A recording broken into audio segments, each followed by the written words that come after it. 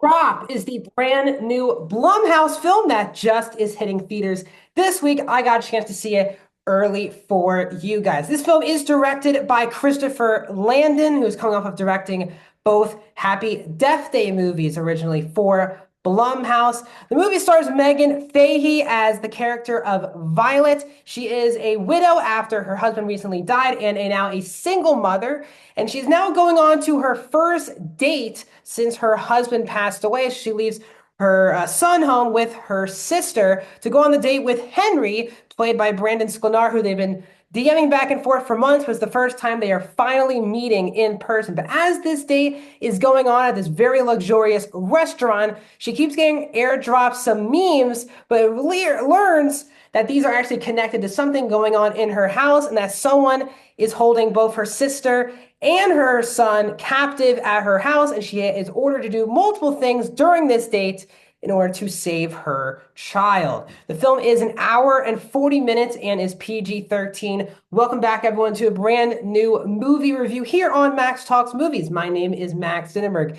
If you're new, guys, we're so close to 300 subscribers, under 10 to go. So, guys, please hit that subscribe button and ring that bell for notification. I do movie, TV show reviews, out-of-theater reactions. I do box office breakdown shows. I do ranking videos. If you like any one of those things, this is the channel for you. Subscribe and ring the bell. Comment down below. What are your thoughts on Drop? Did you like it? Did not like it? Is this a movie that you wanted to see in theaters, or is this one you feel like you want to rather stay home and watch with a significant other? Let me know in the comment section down below. And guys, please hit that thumbs up button. So I was actually pretty excited for this one. I definitely had a little bit more optimism because I do love Christopher Landon, because I have a blast with both Happy Death Day movies. And I was very excited that, obviously his next project, obviously he also directed Freaky, which is a movie I had a lot of fun with as well. And Brendan Sklenar, someone who I just saw in It Ends With Us, he for me was the best part of It Ends With Us. I was expecting a lot of work for him coming up. So this Blumhouse, all of that got me excited. And this is for me, a perfect B movie. This movie has a very good premise that sucks you into the actual movie. It has a plausible premise that goes into ridiculous territory. But the movie does know exactly what it is, which is that it's just trying to have a good time, have some thrills, but really have a good time for 100 minutes in the movie theater and enjoy yourself. And very similar to the Happy Death Day movies, which are horror comedies, which we didn't really get at the time. When Happy Death Day came out, that was a rare element in movies where they can blend horror and comedy. This is trying to blend kind of like a psychological thriller into being a comedy as well.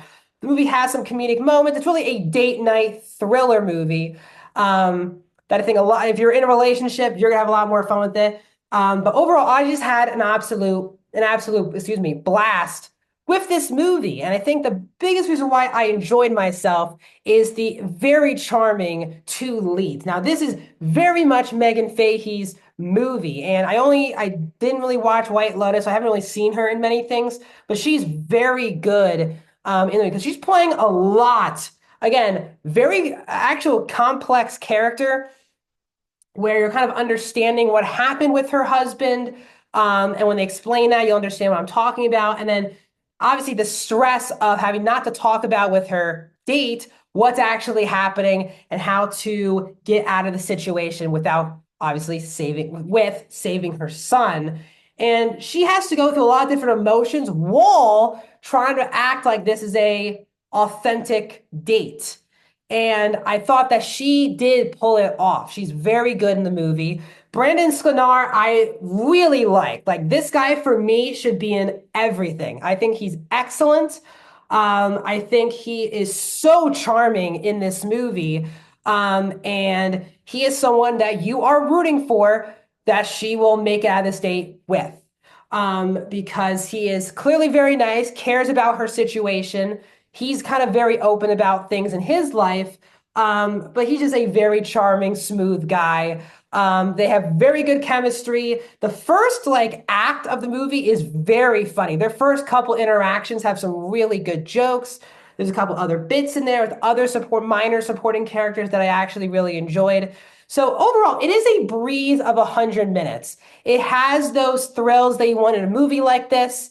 You're trying to guess who is behind this because again, it's airdrop, so it has to be someone in the restaurant that is texting her in this moment. Uncover that the movie is very fast paced. Like the movie did just fly by for me. And I think it's the perfect turn off your brain movie. If you start thinking too hard about the movie and actually dissecting, could this happen in real life? You're probably just not going to enjoy it because the movie is very stupid. And once the premise is the setup, once the setup happens and they're actually sitting together on the date and things start happening, none of it feels like a real plausible way. Not just would a date happen, but would people be reacting to things around them, the supporting characters and themselves? Someone would have called BS at some point. But again, the movie has to happen, so it does not, no one really brings that up.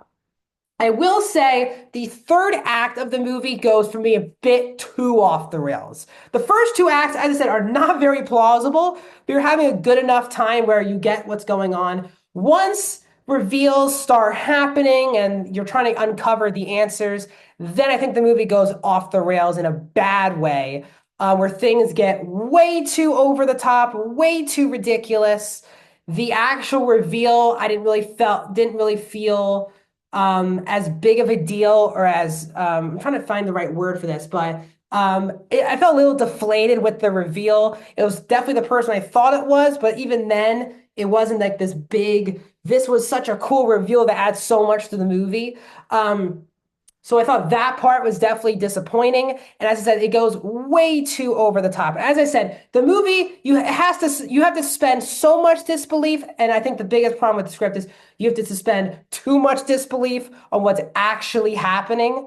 I think the movie actually could have been a great movie if it actually made this a more realistic situation, but it goes a bit off the rails. But overall, is this a stupid movie? Yes, this is, but for me, it's a very easy watch. A lot of these type of movies, you're either going to love or they're just not going to be for you. And for me, I had a very good time with this one. It's a breeze. It's very harmless. It's a good time in the theater. I'm going to give Drop a 3.5 out of 5. I'm going to go 67% for Drop. What are your thoughts on this movie? Let me know in the comment section. Like the video, subscribe, and I'll see you guys soon.